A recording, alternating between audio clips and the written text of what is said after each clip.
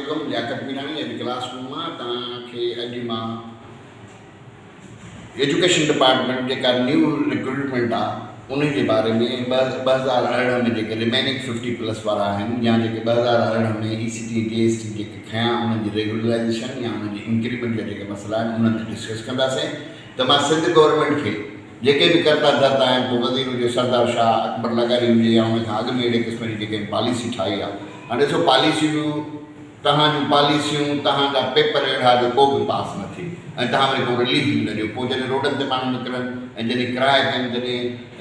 ॿाहिरि अचनि प्रोटेस्ट कनि, त पोइ तव्हां जेको आहे उन्हनि खे वरी रिलीफ ॾियो। त पॉलिसी ठाहियो अहिड़ियूं इनिशियल स्टार्ट में जो उन्हनि खे अहिड़े क़िस्म जा हर्डल्स अचनि ई न। हाणे अॼु मां स्टार्ट कंदुसि 2018 में जेके 50+ वारा रिमेनिंग उस्ताद आहिनि। हाणे रिमेनिंग कहिड़ो ॾोह कयो आहे, जेके 3800 हिननि क्वालिफाई कयो आहे। हाणे 3800 जेके आहिनि उस्ताद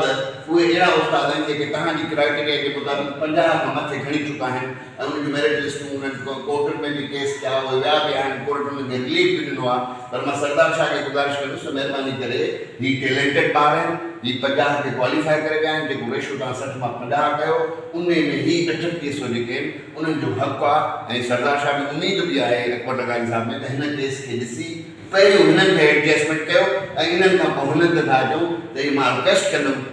Ministry of Education and even for the secretary that please be considered, हिननि खे कंसीडर करे हिननि खे नौकरियूं पहिरियों हिननि जो हक़ु आहे। उन खां पोइ 2018 में जेके ECT ऐं JEST जा जेके तव्हां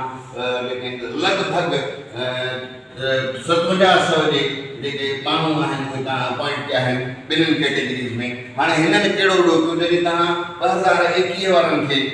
अपॉइंटमेंट वारनि खे जेकॾहिं तव्हां इनिशियल डे खां वठी रेगुलर था खणणु चाहियो त हिननि जी इंक्रीमेंट कहिड़ो ॾोह कयो या हिननि जी रेगुलराइज़ेशन कहिड़ो ॾोह कयो। त 2018 में जेका तव्हां अपॉइंटमेंट कई आहे उनखे फिलफोर कानूनी लवाज़िमात पूरा करे उन्हनि खे हिकदमि रेगुलर कयो वञे ऐं उन्हनि जी इंक्रीमेंट जेका 2-3 सालनि जी आहे उन्हनि खे रिलीज़ कई वञे, उनखे एडजस्ट कयो वञे त जीअं हू बि रिलीफ खणी सघनि। हाणे ही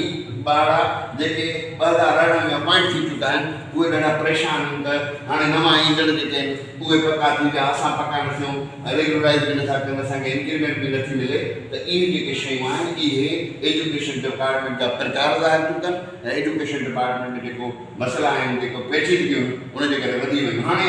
हाणे करंट इशू ते डिस्कस कंदासीं, वेरी डिफिकल्ट इशू। तव्हांजी पॉलिसियूं तमामु ग़लति आहिनि। ॾिसो जनरल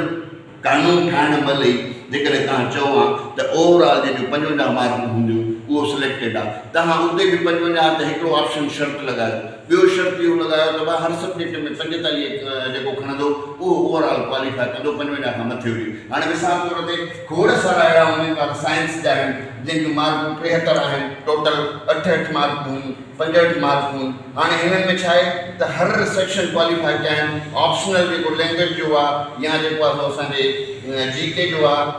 सिंधी लैंग्वेज जो आहे। हाणे इन पोर्शन्स में अक्सर सॼी सिंध में जेके टैलेंटेड ॿार आहिनि उहे बि किरी पिया आहिनि ऐं उहे खोड़ सारा अहिड़ा आहिनि। तव्हां हाणे पाण था चओ टीवियूं जो रिपोर्ट कनि, हर शइ रिपोर्टेड आहे त 1,60,000 माण्हू वेठा JEST जी टेस्ट में। असांजो हाल इहो आहे जो असां सिंध जी एजुकेशन ॾिसो, हीअ रिज़ल्ट जेका आहे उन में सिर्फ़ु पास जेके पासिंग कैंडिडेट्स आहिनि उहे 1250 आहिनि। हाणे 0.78 रेशो जेको आहे उहो पासिंग आहे। इहा तालीम सिंध जी केॾी तबाही आहे ऐं इहो इन जे करे न थियो आहे। इहो कॉपी कर जंहिं क़ौम जे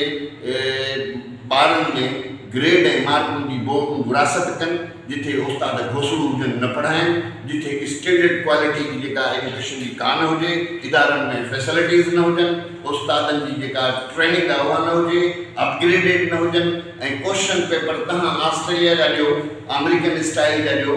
यूरोपियन स्टाइल जा ॾियो, UK स्टाइल जा ॾियो ऐं तालीमी निज़ाम वरी तव्हां डोकरी बाटर मेहर